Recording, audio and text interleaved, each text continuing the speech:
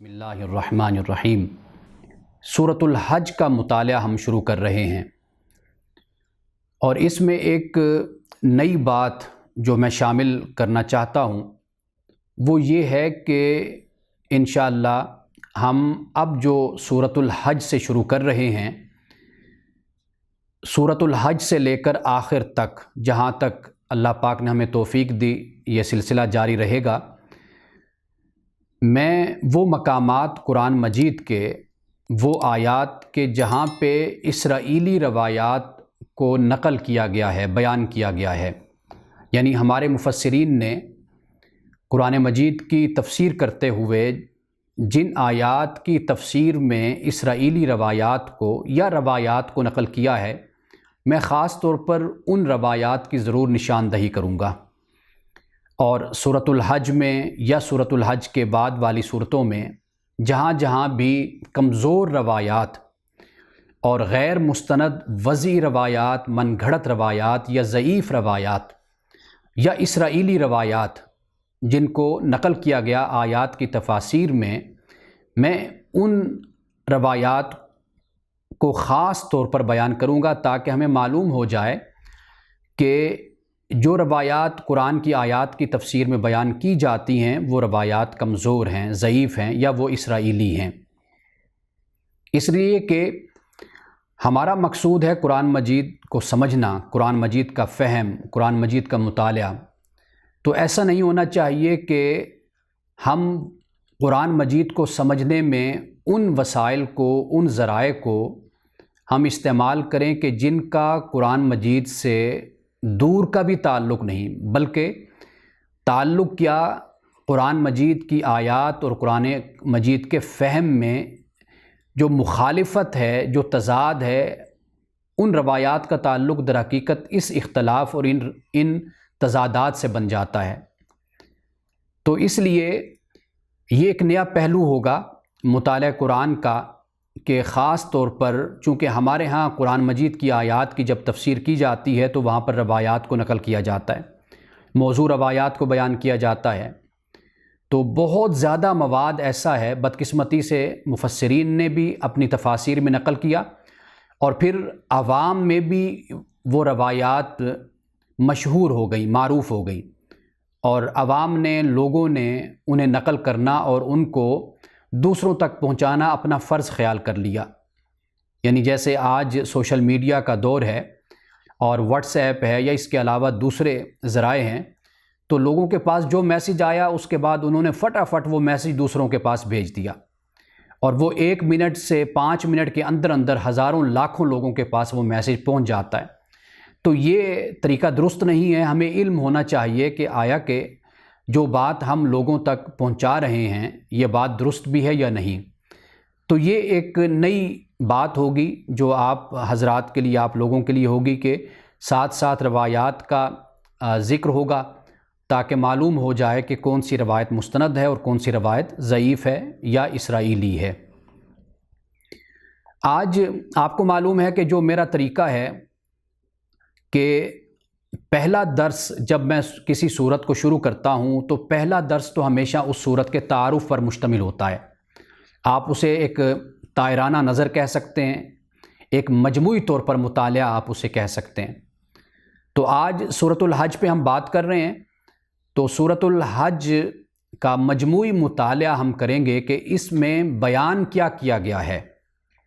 یعنی ابتدائی تعارف آپ اس کو کہہ سکتے ہیں۔ سورۃ الحج ایک تو مکی صورت ہے اور اس کی 78 آیات ہیں، 78 اس کی آیات ہیں اور 10 رکوع ہیں اس کے۔ یہ مکی صورت ہے لیکن اس کی چند آیات ہیں کہ جن کا تعلق مدنی دور کے ساتھ ہو جاتا ہے، یعنی یہ صورت نازل ہوئی مکہ کے آخری دور میں، اور مدنی دور میں چند آیات نازل ہوتی ہیں لیکن اسے مکی کہا جاتا ہے۔ آپ یوں سمجھ لیجئے کہ جیسے سورۃ المزمل ہے، سورۃ المزمل یعنی بالاتفاق وہ ہے تو مکی صورت، لیکن اس کی چند آیات ہیں کہ جو مدنی دور میں نازل ہوئی ہیں لیکن ہم اسے مکی صورت کہتے ہیں۔ مکی اور مدنی صورت کو سمجھنا یہ اتنا مشکل نہیں ہے، یہ بہت آسان ہے، اس لیے کہ مکی صورت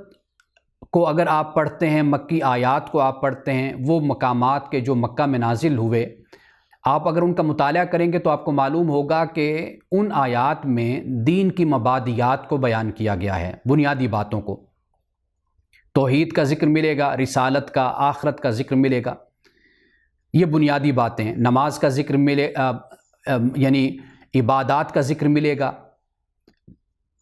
نماز کا ذکر چونکہ ہم بات کرتے ہیں جا کر آخر میں مکی دور میں، تو ہمیں اس کا بھی ذکر ملتا ہے، اور اسی طرح جب مدنی دور میں ہم داخل ہوتے ہیں تو مدنی دور میں معاشرت کے حوالے سے احکامات ملتے ہیں، خاندانی زندگی کے حوالے سے احکامات ملتے ہیں، اور اسی طرح معاشی حوالے سے احکامات ملتے ہیں، یعنی چونکہ مدینہ میں ایک معاشرہ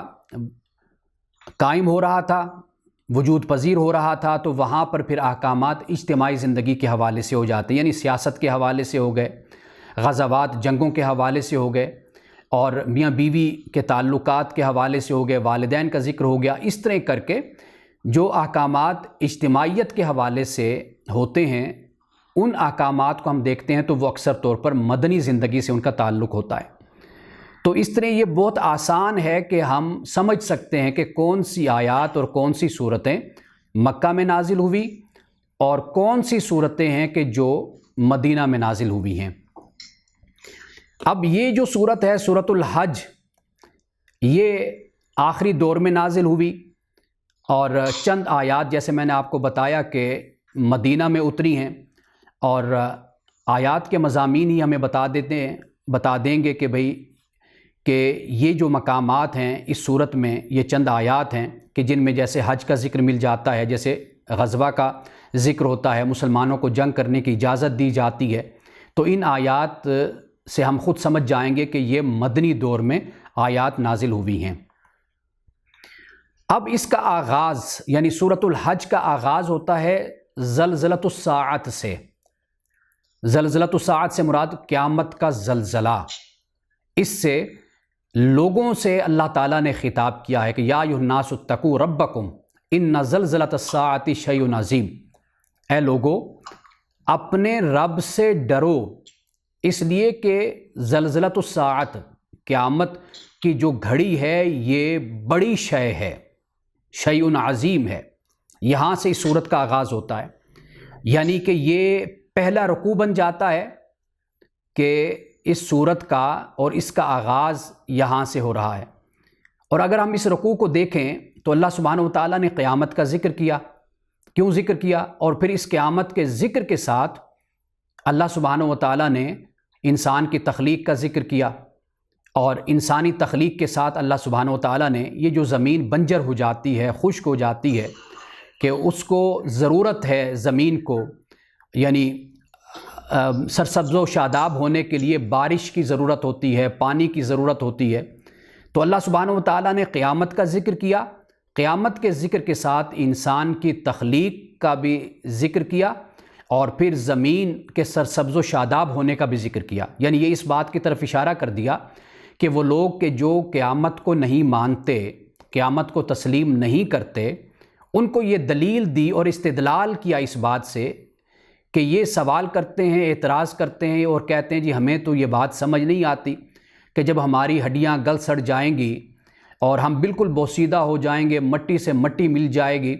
تو پھر بھلا یہ کیسے ممکن ہو سکتا ہے کہ انسان کو پھر دوبارہ زندہ کر دیا جائے؟ تو اللہ سبحانہ وتعالیٰ نے فرمایا کہ بھئی اپنی تخلیق کو دیکھ لو، تم پہلے نہیں تھے، تمہیں وجود دیا،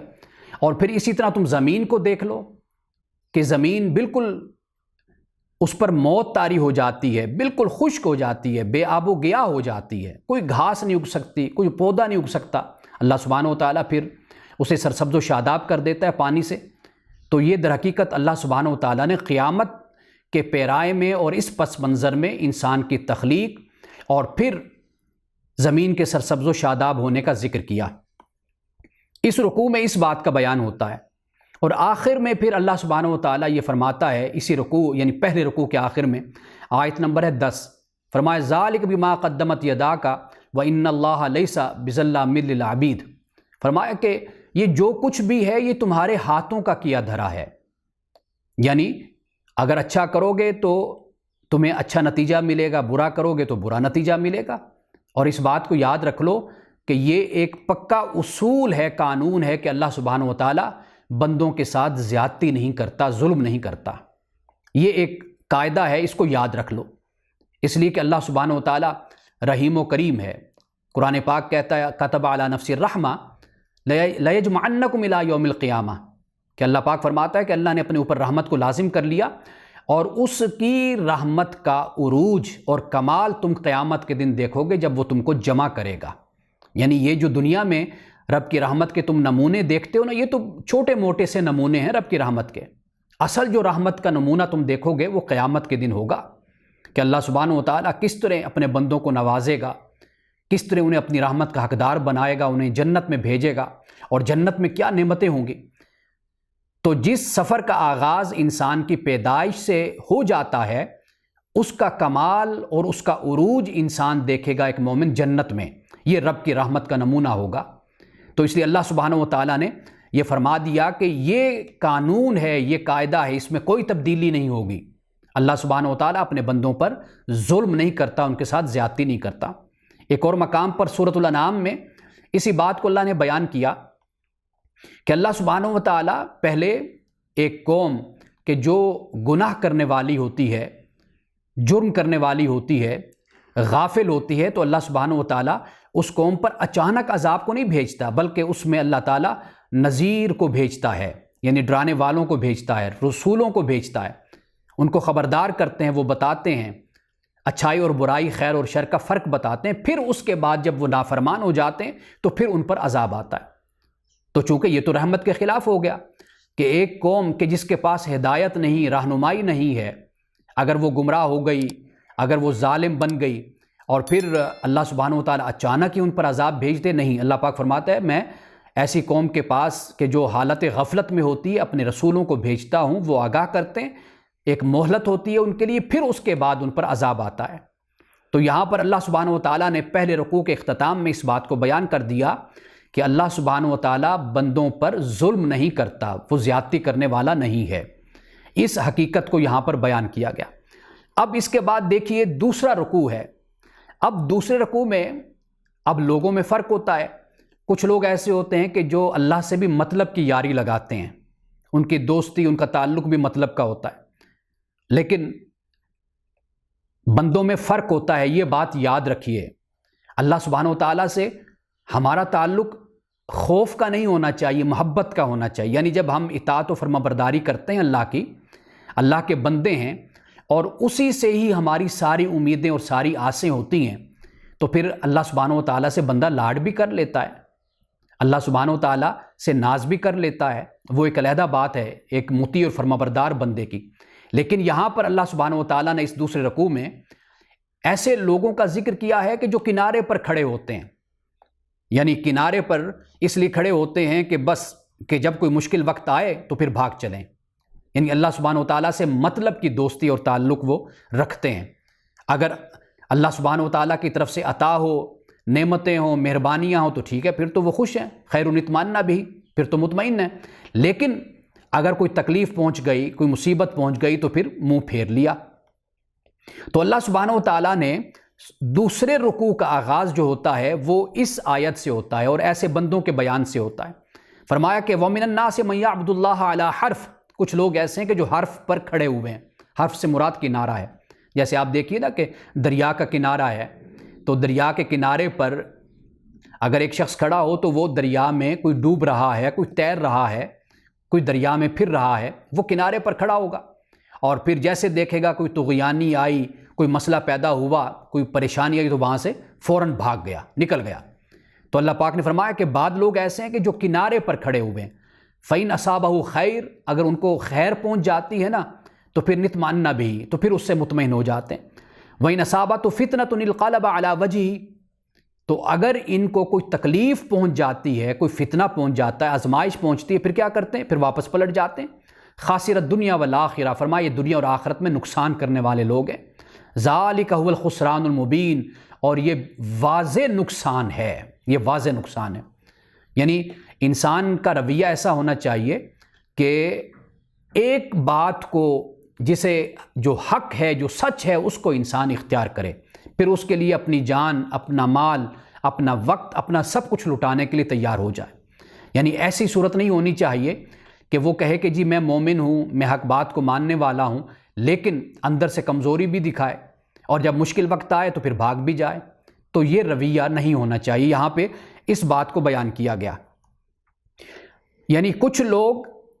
اللہ سبحانہ و تعالیٰ سے مطلب کی دوستی، یعنی اسے اپنا رب مانتے ہیں لیکن مطلب کی بنیاد پر مانتے ہیں، اور اللہ سبحانہ و تعالیٰ نے یہاں پر اس بات کو بیان کر دیا کہ نفع اور نقصان یہ اللہ سبحانہ و تعالیٰ کے ہاتھ میں ہے۔ اگر وہ فائدہ پہنچا رہا ہے تو اس میں بھی حکمت ہے، اگر کسی نقصان سے وہ دو چار کر رہا ہے تو اس میں بھی حکمت ہے۔ اب جو آخری آیت ہے یہاں پر دوسرے رکوع کی، وہ ہے آیت نمبر 22۔ وہاں پہ فرمایا کلما ارادوا ان یخرجوا منها من غم اعیدوا فیها وذوقوا عذاب الحریق۔ فرمایا کہ قیامت کے دن جہنم میں، آخرت میں یہ ارادہ کریں گے غم سے نکلنے کا، اس کیفیت سے، اس دکھ سے نکلنے کا، لیکن یہ نکل نہیں پائیں گے، ان کو واپس اس میں بھیج دیا جائے گا اور فرمایا جائے گا وذوقوا عذاب الحریق، اس جلانے والے عذاب کا مزہ چکھو۔ یہ دوسرے رکوع کا اختتام ہوتا ہے۔ تیسرے رکوع کا آغاز، اس میں اللہ سبحانہ و تعالیٰ نے مومنین کا ذکر کیا، اور پھر جو آخر اسلام کے خلاف سازش کرنے والے ہیں، مکہ پہ قبضہ کیا ہوا ہے، کعبۃ اللہ کے پاس مسلمانوں کو آنے نہیں دیتے، مومنین کو آنے نہیں دیتے، حج نہیں کرنے دیتے، عمرہ نہیں کرنے دیتے، اور وہاں پر کعبۃ اللہ کے جو اللہ کی توحید کا مرکز ہے اس کو کفر و شرک کا گڑھ بنا رکھا ہے، بدعات کا گڑھ بنا رکھا ہے۔ تو اللہ سبحانہ و تعالیٰ پھر رکوع کا اختتام جو ہوتا ہے وہ ان لوگوں کے ذکر پر ہوتا ہے، اور جہاں اختتام ہوتا ہے یہ آیت نمبر ہے 25 نمبر آیت ہے۔ آغاز کیا ہوتا ہے؟ تیسرے رکوع کا فرمایا ان اللہ یدخل الذین آمنوا وعملوا الصالحات، بے شک اللہ تعالیٰ داخل کرے گا ان لوگوں کو جو ایمان لائے اور جنہوں نے اچھے کام کیے۔ اب ایمان اور عمل صالح قرآن مجید میں یہ دونوں ساتھ ساتھ ہیں، کہیں پر صرف ایمان کا ذکر نہیں کیا اور نہ صرف عمل صالح کا ذکر کیا، دونوں کا اکٹھے ذکر کیا۔ اس سے یہ بات سمجھ آ جاتی ہے کہ صرف ایمان کافی نہیں ہوتا کہ میں اپنی زبان سے کہتا رہوں کہ میں مومن ہوں، لیکن میرے اس ایمان کا اظہار میرے عمل سے ہوگا، پھر پتہ چلے گا کہ واقعی میں نے اسے دل سے قبول کیا ہے یا دل سے قبول نہیں کیا۔ تو اللہ سبحانہ و تعالیٰ ایمان کے ساتھ عمل صالح کا ذکر کرتا ہے۔ پھر اس سے آگے کیا فرمایا کہ کہاں داخل کرے گا اللہ ان کو؟ باغات میں جن کے نیچے نہریں بہتی ہیں، اور یہ بات میں کئی مرتبہ ذکر کر چکا کہ نیچے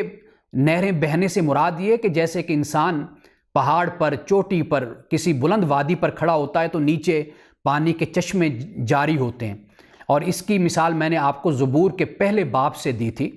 کہ وہاں پر ایمان والے اور عمل صالح کرنے والوں کے جو اعمال ہیں ان کے نتائج کو وہاں پر اللہ سبحانہ و تعالیٰ نے بیان کیا کہ یہ ایسے ہے کہ جیسے ایک دریا اور نہر کے کنارے درخت ہوتا ہے نا، وہ ہمیشہ سرسبز و شاداب رہتا ہے، اس پہ پھل آتا رہتا ہے۔ کیوں؟ اس لیے کہ وہ نہر کے کنارے ہوتا ہے، اس کو پانی ملتا رہتا ہے۔ تو ایمان والے عمل صالح کرنے والوں کے اعمال کے نتائج اسی طرح مرتب ہوتے رہتے اور سامنے آتے رہتے ہیں۔ تو یہاں پر جب یہ فرمایا جنات تجری من تحتها الانہار، تو یہاں سے مراد یہی ہے کہ بلند وادی ہے یہ جنت، اور اس کے آس پاس نہریں بہہ رہی ہیں اور لوگ اوپر سے دیکھتے ہیں تو ایک خوبصورت منظر ہے۔ آگے فرمایا یحلون فیہا من اساور من ذہب ولؤلؤا ولباسہم فیہا حریر، کہ یہ جنت میں جنتی سونے کا اور موتیوں کے ہار پہنے ہوئے ہوں گے، کنگن پہنے ہوئے ہوں گے، اور وَلِبَاسُهُمْ فِيهَا حَرِيرٌ، اور ان کا لباس جنت میں ریشمی لباس ہوگا، یہ ریشمی لباس میں ملبوس ہوں گے۔ اب جو اختتام ہوتا ہے اس رکوع کا، تیسرے رکوع کا، وہ ان الفاظ پر ہوتا ہے کہ ان الذین کفروا، بے شک وہ لوگ جنہوں نے کفر کیا، وَيَصُدُّونَ عَن سَبِيلِ اللَّهِ، اور اللہ کی راہ سے روکتے ہیں، وَالْمَسْجِدِ الْحَرَامِ، اور مسجد حرام سے، الَّذِي جَعَلْنَاهُ لِلنَّاسِ، کہ جسے ہم نے لوگوں کے لیے بنایا، برابر ہے عاکف فیہ والباد، یعنی جو وہاں پر رہنے والے ہیں ان کے لیے بھی اور جو باہر سے آنے والے ہیں ان کے لیے بھی ہم نے اس گھر کو بنایا اور اس جگہ کو ہم نے بنایا ہے۔ وَمَن يُرِدْ فِيهِ بِإِلْحَادٍ بِظُلْمٍ، اور جو ظلم کے ذریعے سے روکنا چاہتا ہے تو فرمایا نذیقہ من عذاب علیم، ہم اس کو دردناک عذاب چکھائیں گے۔ یہاں پہ تیسرے رکوع کا اختتام ہو جاتا ہے، یعنی آغاز مومنین کو امید دلائی گئی، مدینہ میں رہنے والے مسلمانوں کو امید دلائی گئی کہ ایک وقت آئے گا کہ جب مسجد حرام تمہاری تولیت میں ہوگی، تمہاری سرپرستی میں ہوگی، اس کے نظام کو تم سنبھال لو گے، اور یہ لوگ کہ جو تمہیں روکنے والے ہیں اور نام نہاد قسم کے متولی بنے ہوئے ہیں کعبۃ اللہ کے، ان کو نکال دیا جائے گا۔ اب اس کے بعد چوتھا رکوع ہے۔ اب چوتھے رکوع میں اس کا آغاز ہوتا ہے حضرت ابراہیم علیہ السلام سے، اور یہ فرمایا کہ ہم نے اس کو مقرر کیا ابراہیم کے لیے، کسے؟ مکان البیت، اس گھر کی جگہ کو، مکان کو، یعنی مسجد حرام کو، کعبۃ اللہ کو ہم نے ابراہیم کے لیے ہم نے مقرر کیا۔ اور یہ کعبۃ اللہ کے آس پاس کا جو علاقہ ہے، ماحول ہے، یعنی اس کو ہم نے ابراہیم کے لیے مقرر کر دیا۔ اللہ تشرک بی شیئا، حضرت ابراہیم علیہ السلام سے اللہ پاک نے کیا فرمایا؟ سورۃ البقرہ میں ہم نے پڑھا، یہ فرمایا کہ میرے ساتھ شرک نہیں کرنا، وطاہر بیت للطائفین والقائمین والرکع السجود، اور اس کو پاک رکھنا ہے۔ ایک تو پاکیزگی ہے نا، جو ظاہری پاکیزگی ہے، ایک پاکیزگی سے مراد یہ ہے کہ شرک سے اس کو پاک رکھنا ہے۔ کن کے لیے؟ طواف کرنے والوں کے لیے، قیام کرنے والوں کے لیے، رکوع کرنے والوں کے اور سجدہ کرنے والوں کے لیے، ان کے لیے اللہ کے اس گھر کو پاک اور صاف رکھنا ہے۔ یہ حضرت ابراہیم علیہ السلام سے فرمایا۔ اب ابراہیم علیہ السلام کو تو اللہ نے یہ حکم دیا، مشرکین مکہ اور کفار مکہ نے کیا کر دیا تھا؟ وہاں پر ایک تو 360 بت انہوں نے کعبۃ اللہ کے اندر سجا دیے، پھر کعبۃ اللہ کا طواف بے لباس ہو کر کرتے، پھر وہاں پر بتوں کو اس طرح سجا دیا کہ استہان، وہاں پر استہان قائم کر دیے، یعنی قربان گاہیں بنا دی کہ وہاں پر مشرکین آ کر پھر جانوروں کو اپنے بتوں پر قربان کرتے تھے، یعنی کلی طور پر ماحول بدل کے رکھ دیا، یعنی توحید کے بجائے شرک اور کفر وہاں پر عام ہو گیا۔ تو اللہ سبحانہ و تعالیٰ نے حضرت ابراہیم علیہ السلام کی تعلیم کو بیان کیا کہ اس بات کا ہم نے حکم دیا تھا، لیکن کافروں نے، مشرکوں نے بالکل ہی توحید کو ترک کر دیا، چھوڑ دیا، اور وہ گھر اللہ کا کہ جو توحید کا مرکز ہونا چاہیے تھا، اسے کفر، شرک اور بدعت کا مرکز بنا کے رکھ دیا۔ اب اس کے بعد یہ جو چوتھا رکوع ہے، اس میں خاص طور پر قربانی کا ذکر ہوتا ہے۔ قربانی کا ذکر یہاں پر اس لیے ہوا کہ اس کے بعد ہم دیکھیں گے کہ اسی صورت میں اللہ سبحانہ و تعالیٰ نے قربانی کے بعد پھر جنگ کا ذکر کیا ہے، اس لیے کہ قربانی مالی اور بدنی، حج مالی اور بدنی عبادت ہے۔ قربانی یہ ایک مالی عبادت ہے کہ ایک مسلمان جانور کو قربان کرتا ہے۔ اب غزوہ میں، جنگ میں مالی ضرورت بھی ہے اور جانی ضرورت بھی ہے، دونوں طریقے سے انسان، مسلمان اپنے آپ کو اللہ کی بارگاہ میں پیش کرتا ہے۔ تو یہ ایک ٹریننگ ہو جاتی ہے، ایک تربیت ہو جاتی ہے مسلمان کی کہ حج کے ذریعے سے یہاں پر پہلے حج اور قربانی کا ذکر کر دیا، اور پھر آنے والے میں آیات میں اللہ سبحانہ و تعالیٰ نے پھر جنگ کا بیان کیا ہے۔ اب جو آخری آیت ہے رکوع نمبر 4 کی، وہ یہ ہے کہ لکم فیہا منافع الی اجل مسمی، یعنی قربانی کے جانوروں کا ذکر کیا کہ اللہ سبحانہ و تعالیٰ نے ایک مدت تک اس میں تمہارے لیے منفعت رکھی ہے، یعنی قربانی کا جانور ہے، تم اس کا دودھ دو لیتے ہو، اس کی کھال کو استعمال کر لیتے ہو اور اس سے منفعت تم حاصل کرتے ہو۔ ثم محلھا الی البیت العتیق، لیکن پھر آخر کار اس پرانے گھر کے پاس ان کا اترنا ہے، ان کی منزل یہ ہے، یعنی پھر ان کی قربانی ہے۔ اب یہ جو بیت العتیق فرمایا، یعنی کعبۃ اللہ ہو گیا، اللہ کا گھر، لیکن قربانی کہاں کی جاتی ہے؟ قربانی مزدلفہ میں کی جاتی ہے، وہ بے شک اس سے دور ہے، لیکن گویا کہ اللہ سبحانہ و تعالیٰ نے یہ بیت عتیق یا مسجد حرام کے جو الفاظ استعمال کیے، اس کا ایریا، لفظ تو یہ استعمال کیا، لیکن جو مقامات ان کے قریب قریب بن جاتے ہیں ان کو بھی اللہ سبحانہ و تعالیٰ نے اشارتاً مسجد حرام یا بیت عتیق کے ساتھ ان کو بیان کیا ہے۔ اب اس کے بعد 5واں رکوع ہے۔ اب 5ویں رکوع میں اللہ سبحانہ و تعالیٰ نے فرمایا، آغاز جو ہوتا ہے، یعنی ایک بات تو یہ ہے کہ قربانی کی غرض اور غایت کیا ہے، اس 5ویں رکوع میں اس کو فوکس کیا گیا، اس کو خاص طور پر بیان کیا گیا، اور حج میں قربانی کی جاتی ہے۔ فرمایا آغاز اس طرح ہوتا ہے، وَلِكُلِّ أُمَّةٍ جَعَلْنَا مَنْسَكًا لِيَذْكُرُوا اسْمَ اللَّهِ عَلَى مَا رَزَقَهُم مِّن بَهِيمَةِ الْأَنْعَامِ فَإِلَٰهُكُمْ إِلَٰهٌ وَاحِدٌ فَلَهُ أَسْلِمُوا وَبَشِّرِ الْمُخْبِتِينَ۔ فرمایا کہ ہر امت کے لیے ہم نے ایک طریقہ کار ہم نے مقرر کر دیا تاکہ وہ اللہ کے نام کا ذکر کریں، اللہ کو یاد کریں۔ اب یہ ہر امت سے کیا مراد ہے؟ اس سے مراد یہ ہے کہ اللہ سبحانہ و تعالیٰ نے یہ قربانی یہ صرف مسلمانوں پر ہی لازم نہیں، بلکہ اس سے پہلی جو امتیں آئیں ان پر بھی اللہ سبحانہ و تعالیٰ نے عبادات کو لازم کیا تھا۔ مختلف طریقے ہو سکتے ہیں، مختلف انداز ہو سکتے ہیں، لیکن عبادت کو لازم کیا تھا، قربانی کو لازم کیا تھا۔ قوم یہود کے حوالے سے آج بھی ہم دیکھتے ہیں، اور میں چونکہ مسئلہ فلسطین کو اب مطالعہ کر رہا تھا، میں پڑھ رہا تھا، تو چند باتیں موجودہ قوم یہود کے حوالے سے یعنی یہودیوں کے حوالے سے میری نظر سے گزری۔ مثال کے طور پر وضو وہ بھی کرتے ہیں، یعنی ان کے ہاں وضو کا طریقہ یہ ہے کہ 2 برتن ہوتے ہیں، ایک برتن سے وہ دائیں ہاتھ کو دھوتے ہیں اور ایک برتن میں پانی وہ بائیں ہاتھ کے لیے استعمال کرتے ہیں، یعنی ان کا وضو یہ ہو جاتا ہے کہ وہ اپنے دونوں ہاتھوں کو دھوتے ہیں۔ اور اسی طرح ان میں نماز کا تصور بھی آج بھی موجود ہے، یعنی وہ 2 نمازیں ایک دن میں ادا کرتے ہیں۔ تو اس طرح اگر ہم مطالعہ کریں اہل کتاب کا، انبیاء علیہ السلام کی امتوں کا، تو ہمیں معلوم یہ ہوتا ہے کہ جو مومنین مسلمان امت مسلمہ امت محمدیہ کو جو احکامات دیے گئے، یہ کسی نہ کسی ترمیم کے ساتھ، تبدیلی کے ساتھ پہلی امتوں کے اندر بھی موجود تھے۔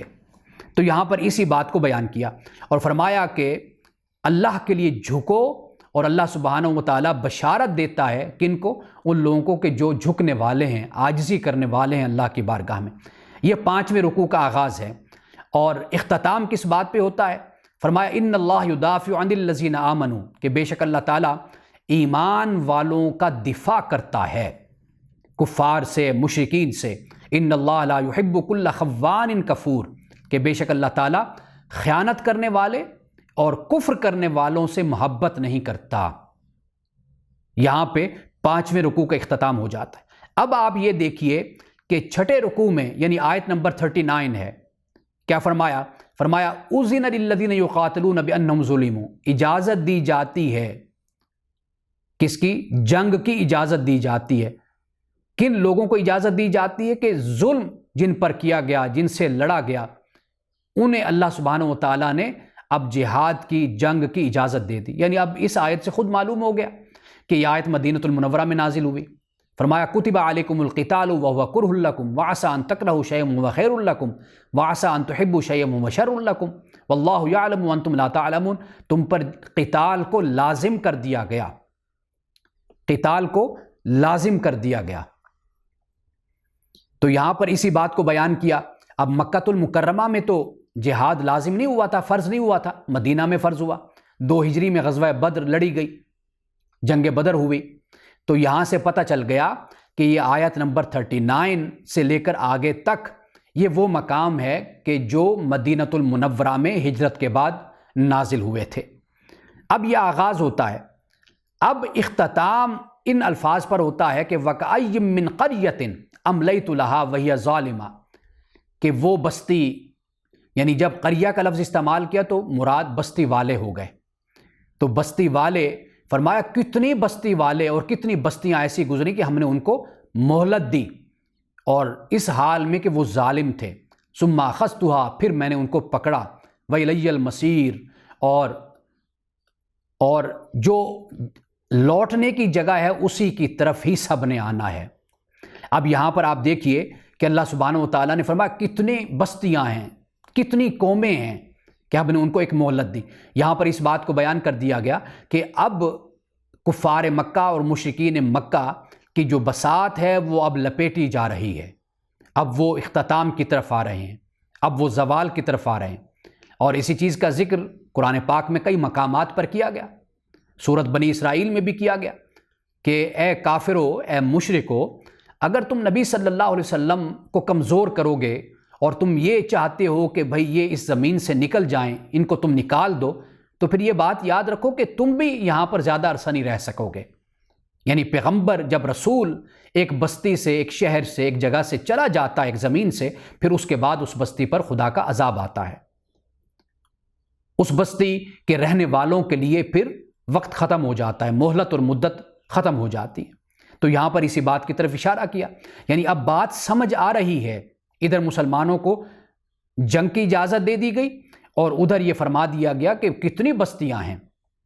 کہ وہ ظالم تھی، اللہ تعالیٰ نے پھر ان کو مہلت دی، پھر ان کو پکڑ لیا اللہ نے۔ اب یہ چھٹا رکوع ہے کہ جیسے میں نے آپ کو بتایا کہ پہلے اللہ سبحانہ و تعالیٰ نے قربانی کا ذکر کیا، اور قربانی میں انسان اپنے مال کی قربانی دیتا ہے۔ یہاں پر اللہ سبحانہ و تعالیٰ نے اب جنگ کا ذکر شروع کر دیا قربانی کے بعد، یعنی جنگ کے بعد قربانی کا ذکر کرنا، قربانی کے بعد جنگ کا ذکر کرنا، اسی بات کی طرف اشارہ ہو گیا۔ اب آگے چلتے ہیں۔ اب اس کے بعد ہے رکوع نمبر 7۔ رکوع نمبر 7 میں اللہ سبحانہ و تعالیٰ نے دشمنوں کے انجام کو بیان کیا ہے۔ اور ایک بات یہاں پر ضمناً عرض کرتا چلوں، اور یہ بڑی اہم بات ہے، یہ ذہن میں رکھ لیجئے کہ کئی باتیں اور کئی مسائل اور معاملات مکی زندگی میں بیان ہوئے، لیکن اللہ سبحانہ و تعالیٰ نے ان کو اجمالاً بیان کیا، یعنی اجمالاً سے مراد یہ کہ مختصر بیان کر دیا۔ لیکن جب مدینہ میں رسول اللہ تشریف لے آئے ہجرت کے بعد کے زمانے میں، پھر ان احکامات کو، ان معاملات کو تفصیل کے ساتھ بیان کر دیا گیا۔ ایسا بھی ہوا، یعنی بہت سے معاملات اور بہت سے احکامات ایسے کہ جن کو جزوی طور پر اور اشارتاً کنایتاً اور اجمالاً ان کو مکہ میں بیان کر دیا گیا، اور پھر مدینے میں آ کر ان کو تفصیل کے ساتھ، کیونکہ مدینے میں پھر ان کی ضرورت تھی، ان کو بیان کیا گیا۔ اب رکوع نمبر 7 کو ہم دیکھتے ہیں، اس کا آغاز کہاں سے ہوتا ہے؟ فرمایا یا ایھا الناس، اے نبی صلی اللہ علیہ وسلم آپ فرما دیجئے، اے لوگو، انما انا لکم نذیر مبین، کہ اس میں کوئی شک نہیں میں تمہارے لیے واضح طور پر ڈرانے والا ہوں، تمہیں انجام سے خبردار کرنے والا ہوں۔ یہ 7ویں رکوع کا آغاز ہے، اور پھر اختتام کس پر ہوتا ہے؟ فرمایا والذین کفروا وکذبوا بآیاتنا، اور وہ لوگ جنہوں نے کفر کیا اور ہماری آیات کو جھٹلایا، تو ان کے لیے اہانت آمیز، توہین آمیز عذاب ہے۔ یہاں پہ اختتام ہوتا ہے 7ویں رکوع کا، اور اس رکوع میں اللہ سبحانہ و تعالیٰ نے کافروں کے انجام کا ذکر کر دیا، اس لیے کہ اب غزوات کا سلسلہ شروع ہو چکا، اب ان کے لیے زمین تنگ ہو رہی ہے، انہوں نے رسول اللہ صلی اللہ علیہ وسلم کو مکۃ المکرمہ سے نکال دیا ہے، آپ ہجرت کر کے مدینے آ گئے، اور مسلمان بھی جس حد تک ہو سکے مکہ سے ہجرت کر کے مدینے آ گئے۔ اب آہستہ آہستہ یوں کہہ لیجئے کہ اب سورۃ التوبہ کی طرف بات بڑھ رہی ہے، اب آہستہ آہستہ اسی طرف ہی بات جا رہی ہے کہ جہاں اللہ سبحانہ و تعالیٰ نے پھر ان کو 4 ماہ کی مہلت دے دی، 4 ماہ کی مہلت۔ اگرچہ اس میں چند سالوں کا عرصہ موجود ہے، لیکن گریجولی بات اسی کی طرف بڑھتی چلی جا رہی ہے۔ قرآن پاک اسی بات کو بھی بیان کرتا ہے کہ سنستدرجہم من حیث لا یعلمون، کہ جو زوال آتا ہے یہ قومیں نہیں جانتی، یہ آہستہ آہستہ زوال آتا چلا جاتا ہے۔ اسی طرح مکہ والوں کے لیے بھی زمین تنگ ہو رہی تھی، لیکن ان کو اس بات کا احساس نہیں تھا۔ اولم یروا انا ناتی الارض ننقصها من اطرافها، اللہ تعالیٰ فرماتا ہے کیا یہ لوگ دیکھتے نہیں ہیں کہ کس طرح ہم کناروں کو کاٹتے چلے جا رہے ہیں، ان کے زمین کے، شہر کے، بستی کے کناروں کو کاٹتے چلے جا رہے ہیں۔ یہ لوگ دیکھتے نہیں اس بات کو، یعنی کس طرح رسول اللہ صلی اللہ علیہ وسلم کو غلبہ حاصل ہو رہا ہے، آہستہ آہستہ آپ طاقت پکڑتے چلے جا رہے ہیں، آپ کی افرادی قوت بڑھتی چلی جا رہی ہے، لوگ مسلمان ہوتے چلے جا رہے ہیں، کس طرح یہ لوگ آہستہ آہستہ کمزور ہوتے چلے جا رہے ہیں، تو کیا یہ لوگ دیکھتے نہیں ہیں؟ اور اب 8ویں رکوع کا آغاز ہوتا ہے، اس میں اللہ سبحانہ و تعالیٰ نے جیسے 7ویں رکوع میں مشرکین کا ذکر ہوا، ان کے انجام کا بیان ہوا، اب یہاں پر پھر مومنین کو اللہ سبحانہ و تعالیٰ خوشخبری دے رہا ہے۔ آغاز ہوتا ہے والذین ہاجروا فی سبیل اللہ، وہ لوگ جنہوں نے ہجرت کی اللہ کی راہ میں، ثم قتلوا، پھر قتل کیے گئے، او ماتوا، یا وہ مر گئے، یعنی غازی ہو گئے۔ کئی مومن ایسے تھے کہ جو غزوات میں شہید ہو گئے، کئی مومن ایسے کہ جو زخمی ہوئے، ان زخموں کی وجہ سے بعد میں شہید ہوئے، کئی مومن ایسے کہ جنہوں نے کافروں کو قتل کیا، لیکن وہ غزوہ میں، جنگ میں کام نہیں آئے، شہید نہیں ہوئے، بعد میں وہ بستر پر ان کی موت واقع ہوئی۔ حضرت خالد بن ولید کو آپ دیکھ لیجئے کہ اسلام کے کتنے بڑے سپہ سالار، کہ جن کو رسول اللہ نے سیف اللہ کہا، اللہ کی تلوار قرار دیا، لیکن ان کی وفات، ان کی موت میدان جنگ میں نہیں ہوئی، بستر پر ہوئی۔ حضرت خالد بن ولید رضی اللہ تعالیٰ عنہ اپنی وفات سے پہلے یہ بات بیان کرتے تھے کہ دیکھو، میری زندگی سے دیکھ لو، کہ اندازہ کر لو، اس بات کا یقین کر لو کہ موت انسان کو جہاں آنی ہوتی ہے اسی جگہ پر ہی انسان کو موت آتی ہے۔ سورۃ النساء میں اسی بات کی طرف اشارہ کیا نا، اینما تکونوا یدرککم الموت ولو کنتم فی بروج مشیدہ، تم مضبوط کلوں میں بھی بیٹھ جاؤ تو تمہیں موت وہاں پر بھی آ لے گی۔ یہ منافقین سے فرمایا۔ حضرت خالد بن ولید یہ فرمایا کرتے تھے کہ دیکھو مجھے کہ میں کتنا لڑا ہوں، دشمنوں کے صفوں میں گھس جاتا تھا اور شوق شہادت ہوتا تھا، اور صفوں میں گھس کر کتنے لوگوں کو، سینکڑوں اور ہزاروں کو میں نے قتل کر دیا، لیکن دیکھو کہ مجھے میدان جنگ میں موت نہیں آئی، تو اس لیے موت اللہ کے ہاتھ میں ہے۔ تو یہاں پر اللہ پاک نے کیا فرمایا؟ وہ لوگ جنہوں نے ہجرت کی اللہ کی راہ میں، ثم قتلوا، پھر وہ قتل ہو گئے، او ماتوا، یا وہ مر گئے، لَيَرْزُقَنَّهُمُ اللَّهُ رِزْقًا حَسَنًا، اللہ سبحانہ وتعالیٰ انہیں ضرور اور ضرور انہیں رزق حسن، اچھا رزق عطا کرے گا۔ وَإِنَّ اللَّهَ لَهُوَ خَيْرُ الرَّازِقِينَ، اور بے شک اللہ تعالیٰ ہی رزق دینے والوں میں سے بہترین رزق دینے والا ہے۔ یہ آیت در حقیقت ان مجاہدین کے لیے اللہ پاک نے یہ نازل فرمائی کہ جنہیں میدان جنگ میں موت نہیں آئی، شہادت نصیب نہیں ہوئی، انہیں اللہ تعالیٰ نے یہ فرمایا کہ اس میں پریشان ہونے کی بات نہیں ہے۔ اگر تمہیں بعد میں بھی موت آتی ہے، میدان جنگ میں نہیں آتی، تم نے رسول اللہ صلی اللہ علیہ وسلم کی معیت میں جہاد تو کیا ہے نا، غزوہ تو کیا ہے نا، تم نے رسول اللہ صلی اللہ علیہ وسلم کے ساتھ تم میدان جنگ میں شامل رہے، کفار کا تم نے مقابلہ کیا، اسلام کی خدمت تم نے کی، اللہ کے دین کی مدد و نصرت میں تم نے اپنی جان کو خرچ کر دیا، تو اس لیے کوئی بات نہیں اگر میدان جنگ میں شہادت نہیں ہوئی، بعد میں بستر مرگ پر تمہیں موت آ گئی، لیکن اس بات کو یاد رکھ لو کہ اللہ تعالیٰ تمہیں ضرور اچھا رزق عطا کرے گا۔ اب پھر اسی 8ویں رکوع کا اختتام، یعنی آیت نمبر ہے 64، اس میں فرمایا لہو ما فی السماوات و ما فی الارض، اسی کے لیے، اللہ کے لیے جو کچھ آسمانوں میں اور جو کچھ زمین میں ہے۔ وَإِنَّ اللَّهَ لَهُوَ الْغَنِيُّ الْحَمِيدُ، اور بے شک اللہ تعالیٰ ہی غنی، بے نیاز اور قابل ستائش ہے، قابل تعریف ہے۔ یہ 8واں رکوع ہے۔ اب اس کے بعد 9واں رکوع، 9ویں رکوع میں اللہ سبحانہ وتعالیٰ نے اپنی توحید کا بھی ذکر کیا اور اپنے قدرت کا، اپنے اختیارات کو بھی اللہ تعالیٰ نے بیان کیا۔ آغاز کیا ہوتا ہے؟ فرمایا الم تر ان اللہ، کیا نہیں تو نے دیکھا، ان اللہ سخر لکم ما فی الارض، کہ بے شک اللہ تعالیٰ نے تمہارے لیے مسخر کر دیا جو زمین میں ہے، والفلک تجری فی البحر، اور کشتی کو بھی مسخر کر دیا، فی البحر، کہ جو اس کے حکم سے چلتی ہے، جاری ہے اس کے حکم سے، وَيُمْسِكُ السَّمَاءَ أَن تَقَعَ عَلَى الْأَرْضِ إِلَّا بِإِذْنِهِ، اور اللہ سبحانہ وتعالیٰ نے آسمان کو روک دیا ہے کہ وہ زمین پر نہیں گرتا مگر اس کے حکم کے ساتھ۔ یعنی آسمان کی بلندیاں، آسمان سے مراد بلندی بھی ہے، یعنی اوپر کا سارا نظام جو اللہ تعالیٰ نے قائم کر رکھا ہے، اس کے ملائکہ ہیں، اس کا پورا نظام ہے، عرش ہے، اور کیا کچھ اوپر کی طرف اس کائنات میں موجود نہیں ہے، اللہ تعالیٰ نے اس کو روک رکھا ہے، وہ زمین پر نہیں گرتا، کچھ بھی زمین پر نہیں آتا۔ فرمایا ان اللہ بالناس لرؤوف الرحیم، بے شک اللہ تعالیٰ لوگوں کے ساتھ یقیناً رؤوف الرحیم ہے۔ یہاں پر اللہ سبحانہ وتعالیٰ نے اپنی صفت رافت کو اور اپنی صفت رحمت کو، رحیمیت کو یہاں پر بیان کیا۔ اب اختتام 9ویں رکوع کا ان الفاظ پر ہوتا ہے، قل افانبئکم بشر من ذالکم النار، کہ اے نبی آپ کہہ دیجئے کیا میں تمہیں خبردار کر دوں کہ سب سے زیادہ نقصان دہ چیز کیا ہے؟ فرمایا وہ آگ ہے۔ وعد اللہ الذین کفروا وبئس المصیر، اللہ تعالیٰ نے ان لوگوں سے وعدہ کیا جن لوگوں نے کفر کیا، وبئس المصیر، اور وہ بہت ہی بری جگہ پھرنے کی ہے، ٹھکانہ بہت برا ہے۔ یہاں پہ اللہ سبحانہ وتعالیٰ نے یہ آیت نمبر ہے 72، یہاں پہ یہ بیان کر دیا۔ اب اس رکوع میں آپ دیکھ لیجئے اللہ سبحانہ وتعالیٰ نے کفار اور مشرکین کہ جو اللہ کے اختیار اور اللہ کی قدرت میں دوسروں کو شریک کرتے تھے، یہاں پہ اس بات کو واضح کر دیا کہ سب اختیار اللہ کے ہاتھ میں ہے، اور یہ اختیار ہے کہ اللہ نے آگ کو پیدا کیا ان لوگوں کے لیے کہ جنہوں نے اللہ کے اختیار اور قدرت میں دوسروں کو شامل کیا،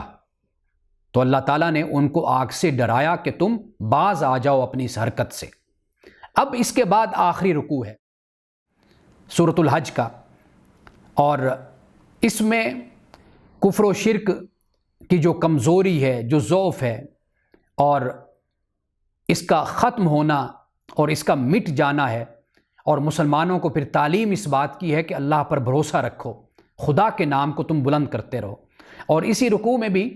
اس بات کو بھی بیان کر دیا کہ اللہ نے ہمیں مسلم نام دیا ہے، ہم مسلم ہیں، ہمارا اس کے علاوہ کوئی اور ٹائٹل نہیں ہونا چاہیے۔ ہمیں اپنا تعارف، اپنی پہچان، اپنی آئیڈینٹی، ہمیں صرف مسلم اور اسلام ہمیں اپنی آئیڈینٹی بنانی چاہیے۔ ہمیں اپنے آپ کو مختلف حصوں میں تقسیم نہیں کرنا چاہیے۔ یہ قرآن پاک نے بیان کیا، یہ فرمایا کہ صرف قرآن میں تمہیں مسلم نہیں کہا گیا، بلکہ قرآن سے پہلی کتابوں میں بھی تم مسلم ہو۔ اب مسلم کون ہیں؟ ہم آیت کا مطالعہ کرتے ہیں۔ اب یہ آیت بہت اہم ہے، آیت نمبر ہے 73۔ فرمایا یا ایھا الناس، اے لوگو، ضرب مثل، ایک مثال دی جاتی ہے تمہیں، فاستمعوا لہ، ذرا اس کو توجہ سے دیکھو، توجہ سے سنو، اس پہ کان دھرو۔ وہ کیا ہے؟ ان الذین تدعون من دون اللہ، بے شک وہ لوگ کہ جو اللہ کو چھوڑ کر جو تم پکارتے ہو نا دوسروں کو، تو لن یخلقوا ذبابا، ان کی حالت اور حیثیت تو یہ ہے کہ وہ ایک مکھی تک کو پیدا نہیں کر سکتے۔ ولا وجتمعوا لہ، خواہ تم ان سب کو جمع کر لو، وہ سب جمع ہو جائیں نا کہ ہم ایک مکھی کو پیدا کر لیں، وہ ایک مکھی سب تمہارے یہ جھوٹے معبودان باطل، تمہارے بت، خواہ تمہارے بزرگ ہیں، خواہ تمہارے ہاتھوں کے بنے ہوئے پتھر کے بت ہیں یا لکڑی کے بت ہیں، کچھ بھی جن کو تم پوجتے ہو، ان سب کو تم اکٹھا کر لو تو یہ ایک مکھی نہیں پیدا کر سکتے۔ وَإِن يَسْلُبْهُمُ الذُّبَابُ شَيْئًا، اور فرمایا کہ اگر ایک مکھی ان سے کوئی چیز چھین لے نا، کوئی چیز ان سے چھین لے، لا يَسْتَنْقِذُوهُ مِنْهُ، یہ اس مکھی سے وہ واپس نہیں لے سکتے۔ اتنے بے بس اور کمزور ہیں یہ تمہارے معبود، جن کو تم نے اپنا معبود بنایا ہوا ہے۔ کسی کو رزق کا معبود بناتے ہو، کسی کو اولاد کا بناتے ہو، کسی کو تم کسی چیز کا بناتے ہو، کسی کو بارش کا بناتے ہو، کسی کو بیٹی اور بیٹا دینے کا بناتے ہو۔ تو فرمایا کہ ان کی تو حیثیت کوئی نہیں ہے، حالت ان کی یہ ہے کہ جنہیں تم پکارتے ہو کہ یہ ایک مکھی تک پیدا نہیں کر سکتے، اور خواہ یہ سب کے سب جمع ہی کیوں نہ ہو جائیں، اور اگر ایک مکھی ان سے کچھ چھین لے تو اس مکھی سے واپس نہیں لے سکتے۔ ضعف الطالب والمطلوب، فرمایا کہ یہ طالب اور مطلوب کتنے کمزور ہیں۔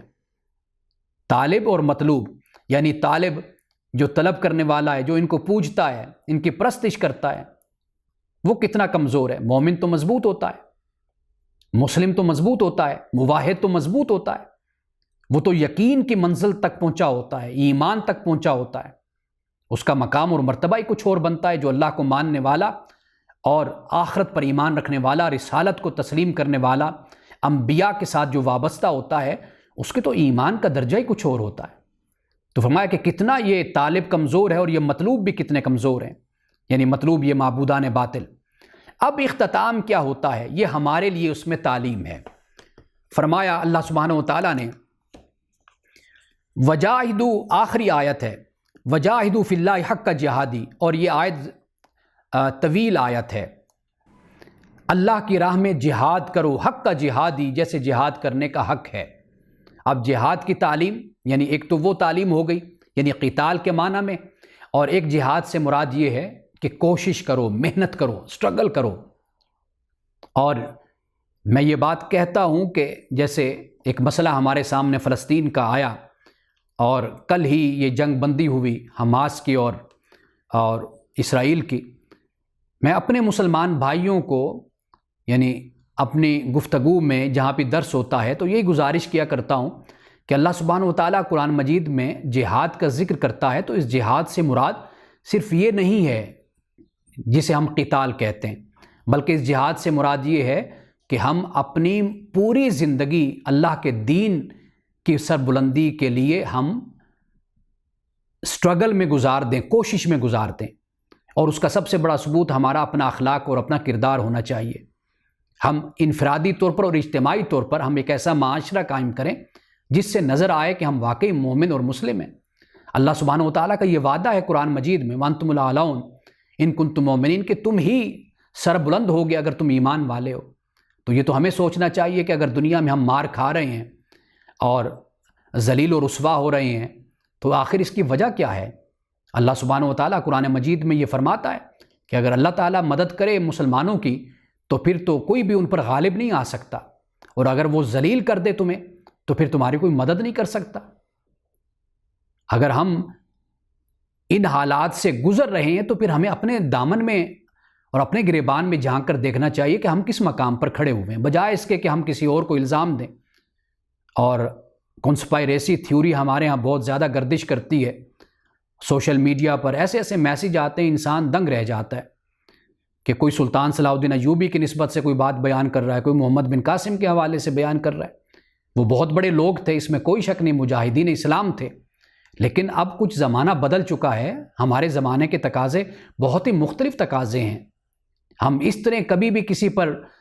چڑھ دوڑ نہیں سکتے، کسی کے ساتھ جنگ نہیں کر سکتے۔ کچھ ضابطے ہیں، کچھ قوانین ہیں،